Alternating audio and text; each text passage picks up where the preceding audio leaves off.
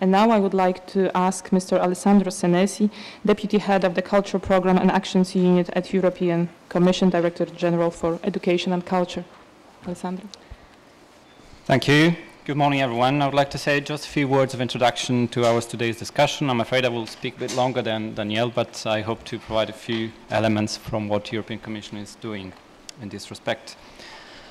Cultural heritage can, of course, be looked at from different angles.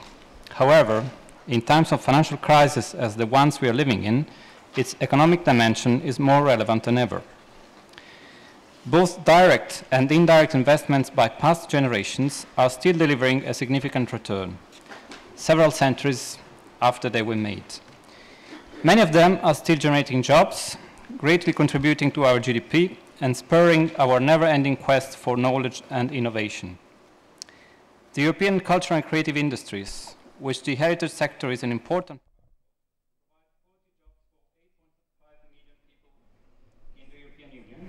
and account for 4.5% of Europe's GDP. By way of comparison, these figures are higher than, for instance, the car manufacturing sector or other industries that are much more visible in the press or the media in general.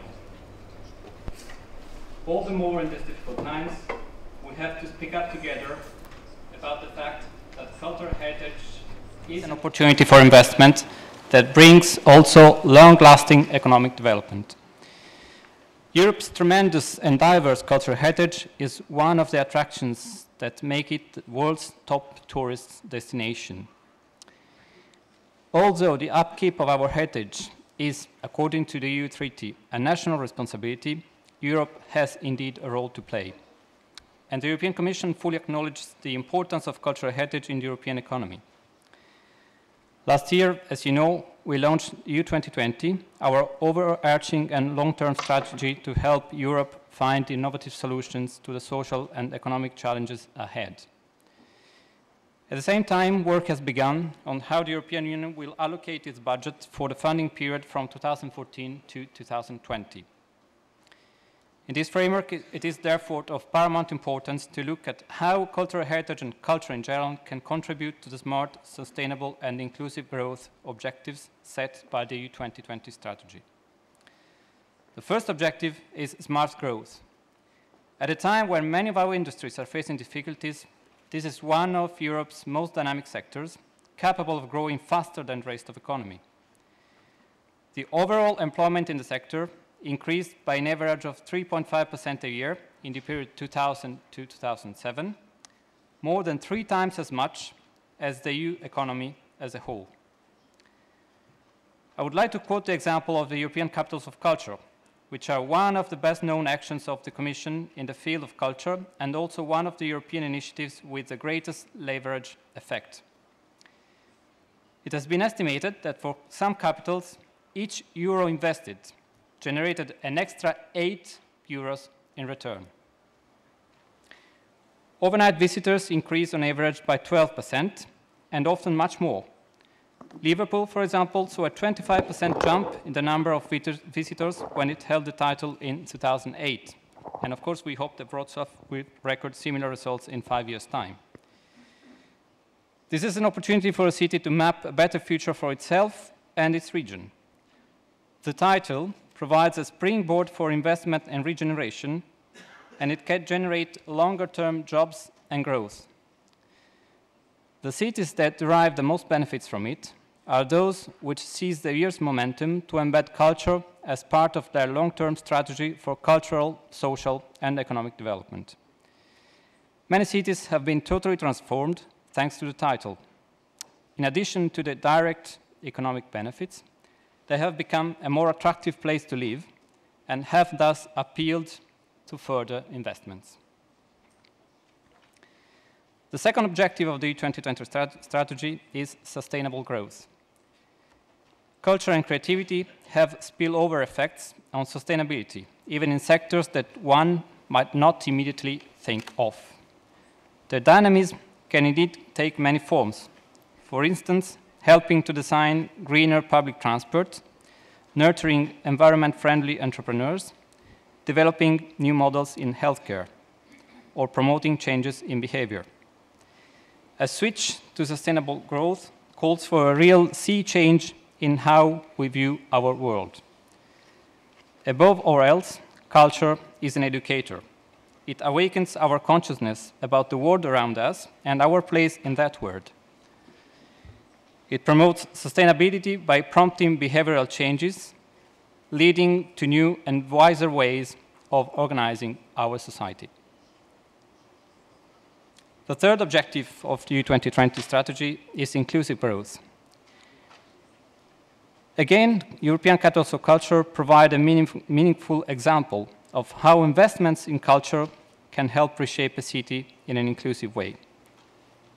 Pech in Hungary was capital of culture last year, and it undertook a significant activity program to bring culture to the heart of city for the benefit of all citizens.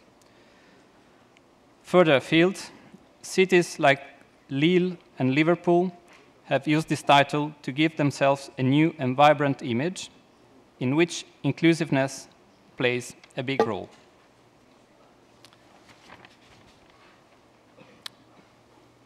Ladies and gentlemen, this contribution of culture to our future, to smart, sustainable and inclusive societies is a reality we have to better showcase so that more initiatives can flourish all over Europe.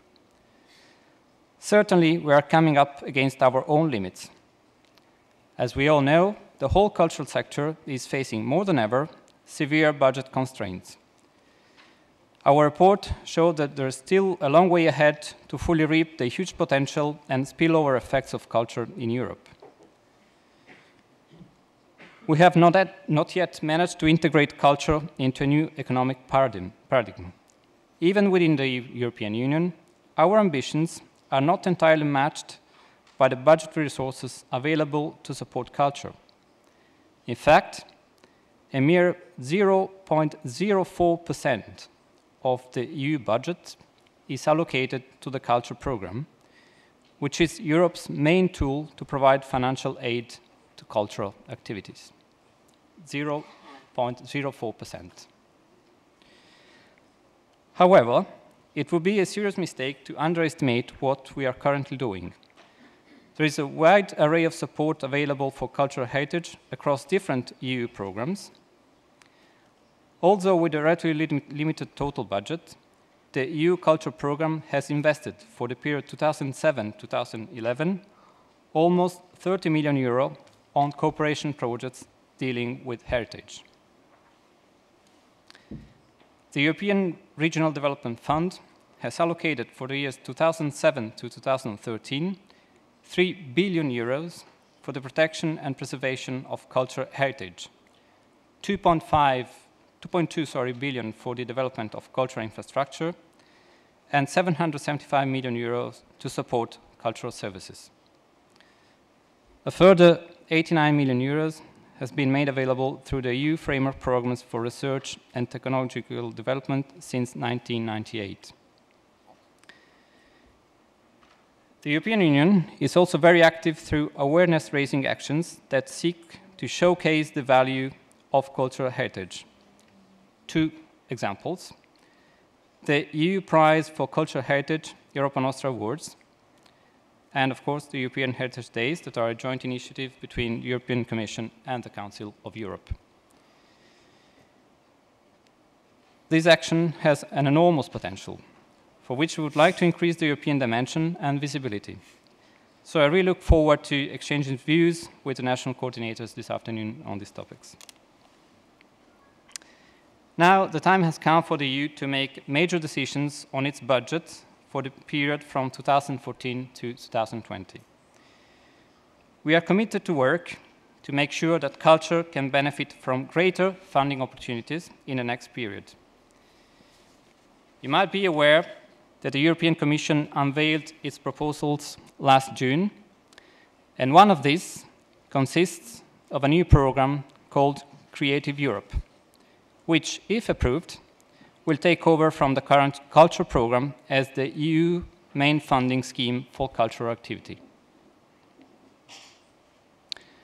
Also, recognition of the contribution culture can make to economy, the Commission proposed a 37% budget increase for the future Creative Europe program.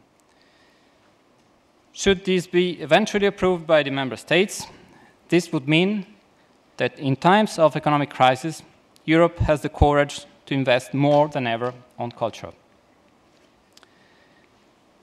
Last but not least, I would like to mention the European Heritage Label, which is a recent Commission proposal currently under negotiation and likely to be approved at the end of this year.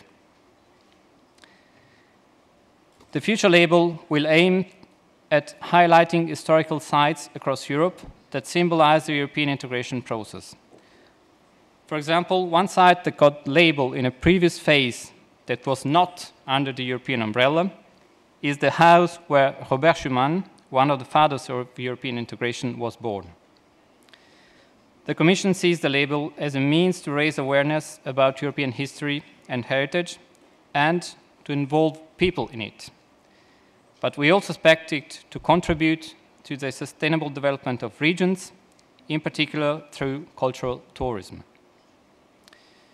In conclusion, I hope all this conveys the idea of how culture and cultural heritage can indeed be a vector for social and economic development, and of the great importance that the European Commission attaches to this. I look forward to our fruitful discussions, and I thank you for your attention. Thank you. Thank you very much for these comforting words on figures and plans of the European Commission.